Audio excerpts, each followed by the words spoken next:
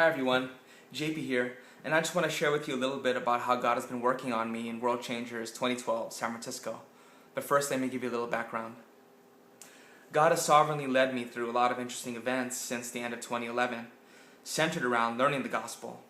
Last year, God led me to a book called Hell's Best Kept Secret, and after reading it, God opened my eyes to an aspect of the gospel that I never really heard before, and ever since then, my hunger for learning the whole truth and sharing the whole truth began. God revealed to me the importance of sharing the bad news in addition to the good news. The bad news as in the breaking of God's law, of sin, and the consequence of God's wrath on all unbelievers in hell. God has revealed to me the value of not just knowing that I'm saved, but also what and who I'm saved from. You may hear me refer to this as the complete gospel, or sharing the whole truth, or sharing the good news and the bad news. But when it really comes down to it, it really is just the gospel.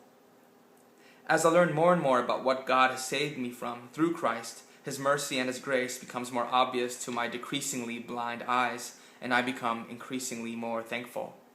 At World Changers, God compelled me to be more than just a work leader, but also the spiritual leader of my crew.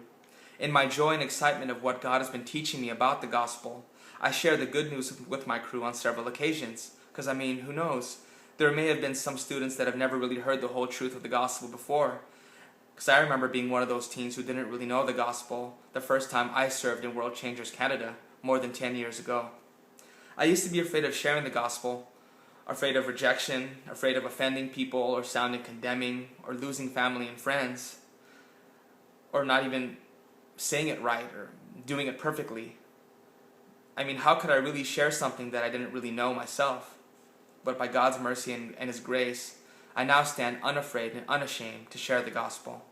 So I encourage you, all believers, if you haven't already started, start now, to share with me in the joy that comes from being obedient and verbally proclaiming the gospel message. The gospel is the means that God uses to save sinners and reconcile them back to Himself. The gospel message, when truly grasped, changes a sinner's heart so much that all the sins you once loved, you now hate.